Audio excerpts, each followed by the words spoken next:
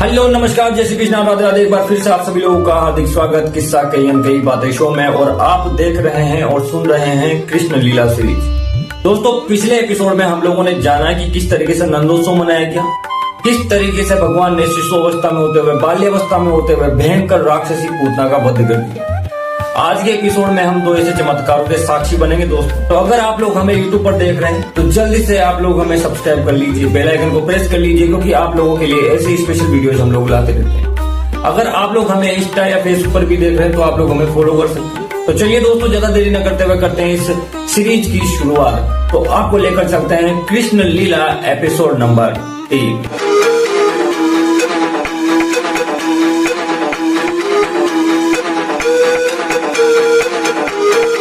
दोस्तों, पूतना के वध के बाद गोकुल के सारे लोग भयभीत थे। माता यशोदा और नंद बाबा ने भी कृष्ण की रक्षा के लिए कई पूजा पाठ व अनुष्ठान करवाए। नंद बाबा ने कृष्ण का नामकरण हुआ था तो एक उत्सव आयोजित किया। भगवान श्री कृष्ण के इस उत्सव में, नामकरण उत्सव में सखा, ग्वाल, बाल सब लोग पधारे। सभी को निमंत्रण भेजा गया। भगवान कृष्ण शिशु रूप में पालने में सोए हुए थे। उनके पास में एक दही का मटका रखा हुआ था। तो दोस्तों, पिछले समय में एक मटके के ऊपर एक और मटका रखा जाता था। तो इस तरीके से मटके नुमा मटके रखे हुए थे, जो कि एक गाड़ी के अंदर रखे हुए थे। कंस ने अपना एक राक्षस भेजा जिसका नाम था सक्टासुर। सक्टासुर गोकुल पहुंचता है, देखता है कि कृष्ण पालने में सोए हुए हैं। सामने एक गाड़ी खड़ी हुई है जिसके अंदर दही, दूध, माखन के मटके रखे हुए हैं। उसने उद्देश्य बनाया कि मैं इन मटकों को कृष्ण पर गिराकर कृष्ण को खत्म कर दूं। सक्टासुर ने अपना सूक्ष्म रूप धारण किया और गाड़ी में जाकर छिपकर बैठ गया। धीरे धीरे दोस्तों गाड़ी को बढ़ाने लगे। कृष्ण के पास धीरे धीरे वो गाड़ी आने लगी। भगवान श्री कृष्ण सब कुछ जानते थे। वो कोई नींद में नहीं थे, शिशु रूप में थे, लेकिन उनकी मुस्कुराहट सब कुछ बता रही थी कि उन्हें सब कुछ है। भगवान श्री कृष्ण ने धीरे धीरे अपने नयन खोले, अपने कोमल से पैर हवा में ऊपर। जैसे ही कृष्ण ने हवा में अपने पैर किए और जैसे ही उस गाड़ी को उनका पैर लगा तो गाड़ी जोर से दूर जाकर गिरती है। और वहां पर जो बड़ा सा मटका रखा हुआ था वो भी अब टूट कर बिखर कर टूट गया था। भगवान श्री कृष्ण ने सिर्फ अपने एक पैर से सक्टासुर का खात्मा कर दिया। इधर भगवान श्री कृष्ण पालने में मुस्कुरा रहे थे। किसी को ये समझ में नहीं आया कि आखिर ये चमत्कार हुआ कैसे। और इधर दोस्तों, मथुरा के राजा कंस का गुस्सा 7वें आसमान पर था, क्योंकि कंस की हर चाल उल्टी पड़ रही थी। कंस के द्वारा भेजा गया हर राक्षस मौत के घाट उतारा जाता था भगवान श्री कृष्ण के हाथों।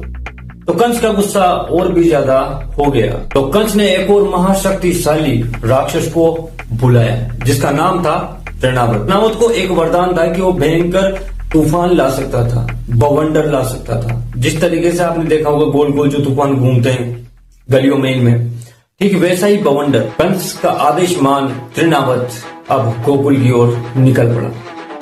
भयंकर तूफान लगाता हुआ, भयंकर घूमता हुआ, भयंकर तूफान गिराता हुआ तृणावत आगे बढ़ा जा रहा। धीरे धीरे तृणावत गोकुल में प्रवेश कर सकता है। गोकुल में जैसे ही तृणावत प्रवेश करता है, आंधी, तूफान वगैरह सभी चीजें इतनी ज्यादा भयानक होती है कि किसी को कुछ दिखाई नहीं देता। सिर्फ धूल के गुबार दिखाई देते हैं। आसमान में दूर दूर तक सिर्फ धूल धूल धूल दिखाई देती है। किसी को कुछ समझ नहीं आ रहा था कि आखिर इतना बड़ा भयंकर बवंडर तूफान आया कैसे। इधर मैया यशोदा ने भगवान कृष्ण को, जो कि शिशु रूप में थे, उन्हें गोदी में उठाया ताकि इस बवंडर से, इस तूफान से उनको कोई हानि न हो। बवंडर धीरे धीरे, यानी तृणावत राक्षस धीरे धीरे बढ़ते हुए गोकुल में सभी जगह से होते हुए नंद भवन के पास पहुंचा और देखा कि माता यशोदा की गोद में कृष्ण लल्ला। और इधर तृणावत बवंडर के रूप में मैया यशोदा के पास आया और भगवान श्री कृष्ण को छीन करके ऊपर आसमान की ओर ले उड़ा। तृणावत ये सोचकर खुश हो रहा था कि शायद उसकी इच्छा पूरी हो जाए और भगवान की इधर मंद मंद मुस्कुरा रहे थे।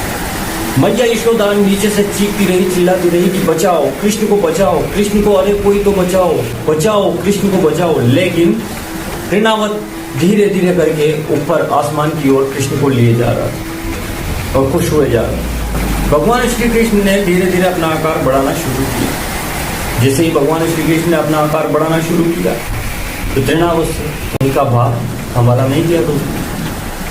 जना वो सोचने लगा कि आखिर ये हो क्या रहा है। भगवान श्री कृष्ण ने तृणावत का गला कस के जकड़ दिया, जिसके कारण तृणावत का दम घुटने लगा। विशाल शिला की तरह ऊपर आसमान से कृष्ण को लिए हुए सीधा जमीन पर आ गया। सभी गोकुलवासी जब दौड़ कर आए तो उन्होंने देखा कि तृणावत का विशाल का शरीर ऐसे ही पड़ा हुआ है, जिस पर भगवान श्री कृष्ण खेल रहे हैं। यह चमत्कार देखकर दोस्तों नंद बाबा और यशोदा भी समझ गए कि यह कोई साधारण बालक नहीं है, ये हमारा पुत्र तो है लेकिन साथ में रक्षक भी। और कृष्ण की ये सारी अद्भुत लीलाएं कंस को बहुत ज्यादा परेशान कर रही थी, क्योंकि कंस की हर एक चाल विफल होती नजर आ रही थी। तो दोस्तों आज के एपिसोड में हमने जाना है कि भगवान श्री कृष्ण ने तृणावत और सक्टासुर का वध किस तरीके से किया। अगर आज की सीरीज आपको अच्छी लगी हो तो आप लोग जल्दी से चैनल को सब्सक्राइब कर लेना, बेल आइकन को प्रेस कर लेना। अगर आप लोग इंस्टाग्राम या फेसबुक पर इस वीडियो को देख रहे हैं तो फॉलो करना ना भूलें। दोस्तों आज की सीरीज में बस इतना ही। मिलेंगे आप सभी लोगों से नेक्स्ट एपिसोड में, तब तक के लिए आप सभी लोगों को जय श्री कृष्ण और राधे राधे।